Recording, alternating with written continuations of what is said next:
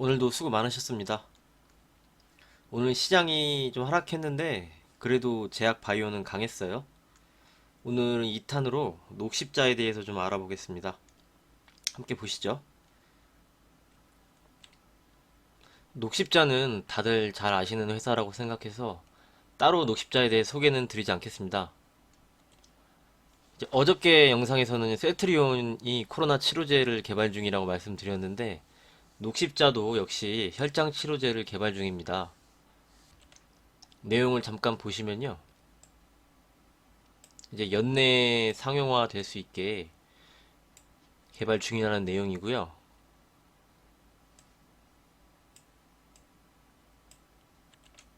이 면역 글로불린이 쉽게 얘기를 하면은 이제 코로나에 감염이 되고 완치가 되신 분들 면역 항체가 생깁니다. 그 사람들한테 혈장의 상처를 떼어내서 치료를 하는 방법이에요. 이 사람이 어떤 병에 걸리면 항체가 생기잖아요. 이제 그 항체를 바탕으로 치료를 한다는 건데 이제 혈장 치료제 개발을 빠르게 할 수 있다는 내용이고요. 한번 확인해 보시죠. 다음 보시겠습니다. 이제 이 자료는요, 이제 완치자가 혈장을 공유한다는 사람들이 6배 이상 늘었다고 나오는 기사고요. 기증자가 많으면 개발을 더 빨리 할 수 있겠죠. 아무래도 꾸준히 늘고 있다는 내용. 그리고 이제 국내에서 녹십자가 국립보건연구원과 협력을 한다는 내용이에요. 아무래도 이제 국가와 같이 협력해서 개발을 하면 좀 더 시너지가 있겠죠? 그 내용 가져와 봤고요. 다음 보시겠습니다. 이 자료에서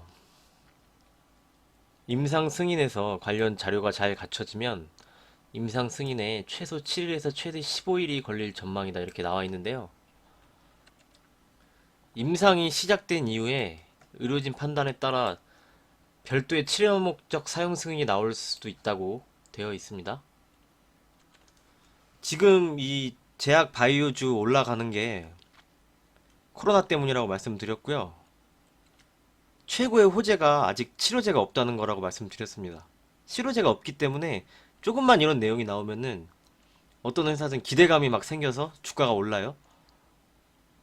지금은 이제 제약 바이오주의 펀더멘털이 중요한 게 아니에요. 누가 코로나 치료제를 개발을 빨리 하느냐, 누가 더 근접하느냐, 이 싸움이기 때문에 이런 코로나 치료제 관련 내용이 근접해 있는 회사들 위주로 접근을 하시는 게 좀 안정적이고 좋지 않을까 생각을 하고 있습니다. 그냥 뭐 누구 뭐 미국의 어떤 회사의 대표와 동문이다 막 이런 식으로 올라가는 건 의미가 없어요. 그런 거는 바로 언제 급락할지 모릅니다. 그리고 막 급락도 하고 그러고 있는데 이렇게 이제 치료제와 가까이 가는 회사들 이런 중심으로 접근을 해보시는 게 좋지 않을까 제약주는 판단하고 있습니다. 이 코로나 이후 제약 바이오가 기대감으로 상승을 했는데 상승을 하면서 자금이 다 이쪽으로 쏠리고 있어요. 자금이 이 바이오 쪽으로 계속 몰리고 있다는 점 확인해 보겠습니다.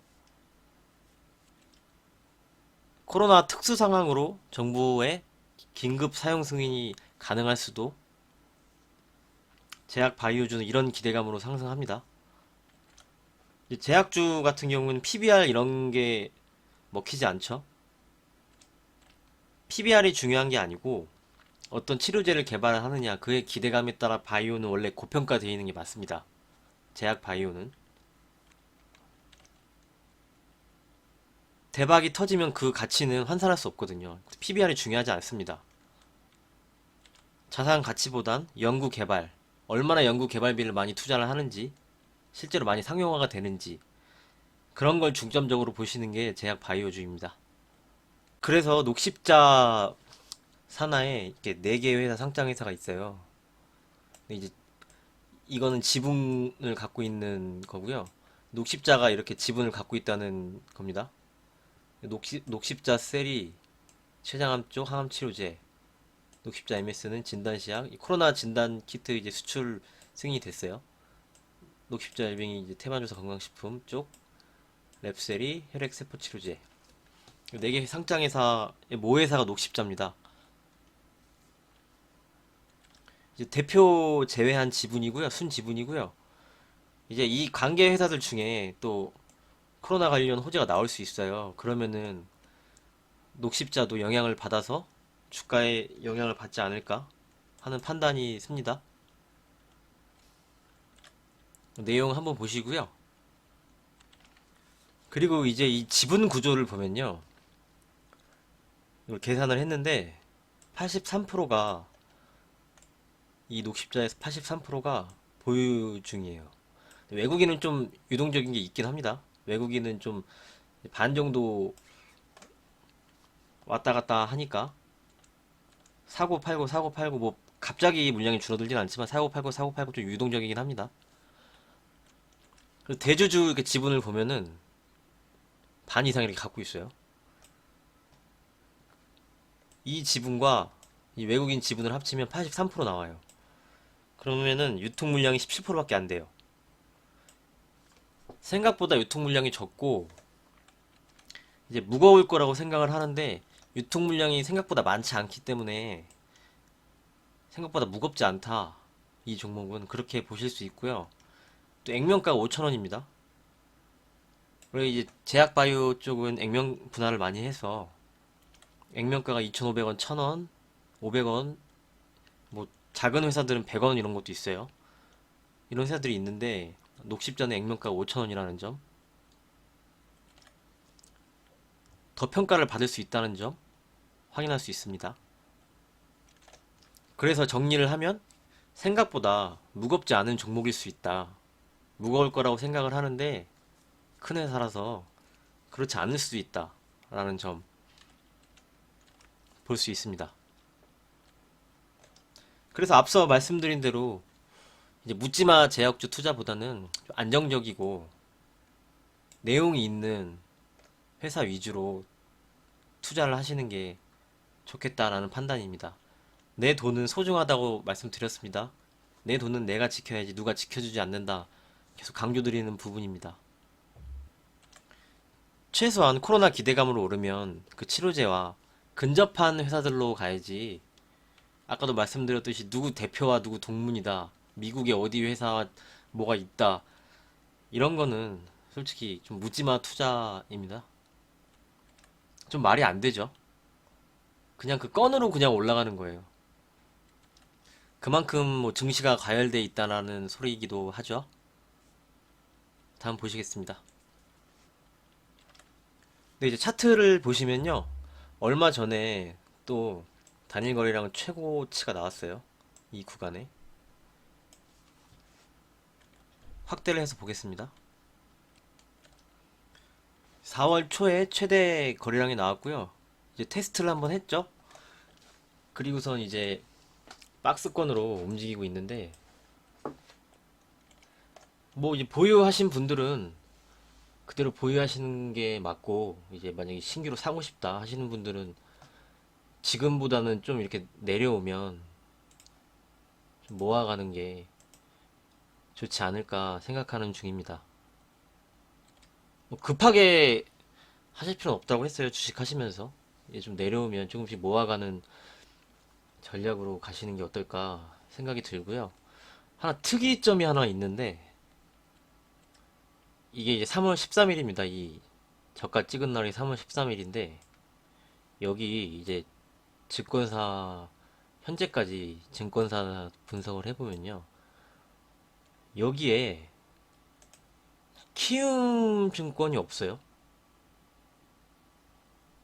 미래에셋도 없고. 그 말은 이제 키움증권이랑 미래에셋 쪽이 이제 개인분들이 가장 많이 쓰는 증권사인데요. 그 증권사들이 안 보인다는 점. 이제 매도 쪽에는 이제 미래에셋 대우가 있는데 키움증권은 없어요. 상대적으로 이제 무겁기 때문에 좀 많이 매수를 좀 꺼려 하지 않았나. 이렇게 생각을 하는데 앞서 말씀드린 대로 이 종목은 무겁다고 생각할 수가 없다고 말씀을 드렸습니다. 역발상으로 이게 더 괜찮을 수도 있겠죠? 아무래도 소문이 많이 안 났다라고 볼 수도 있겠으니까. 그래서 뭐 흐름은 긍정적이라고 생각을 합니다. 내려오면 이제 좀 모아가서 가보는 흐름이 나쁘지 않다고 생각을 합니다. 이제 주식을 하실 때 급하게 따라가지는 마세요. 급하게 따라가고 하면은 초조해집니다, 사람이. 초조해질 필요 없으시고요. 시장 내리면은 인버스도 있고 그렇기 때문에 뭐 초조할 필요는 없다고 생각합니다. 이제 좀 매매 중독이라 그러죠. 너무 매매를 많이 하면 좋은 게 아니에요. 그러니까 안 올라간다고 매도를 하고 며칠 뒤에 오면 다시 올라와 있어요. 그런 경우들이 많으시죠. 그렇기 때문에 매매를 너무 많이 하는 것보단 좋은 종목은 모아가고 너무 오르면 이제 이익 실현하고 그렇게 여유 있게 투자하시길 바랍니다. 네, 여기까지 준비했고요. 오늘 고생 많으셨고 오늘 만기일이 끝났기 때문에 이 시장 상황을 잠깐 짧게 다음 영상에서 말씀드리려고 합니다. 확인하시고 투자에 참고하시길 바랍니다. 바로 올려드리겠습니다. 오늘도 고생 많으셨고요. 행복한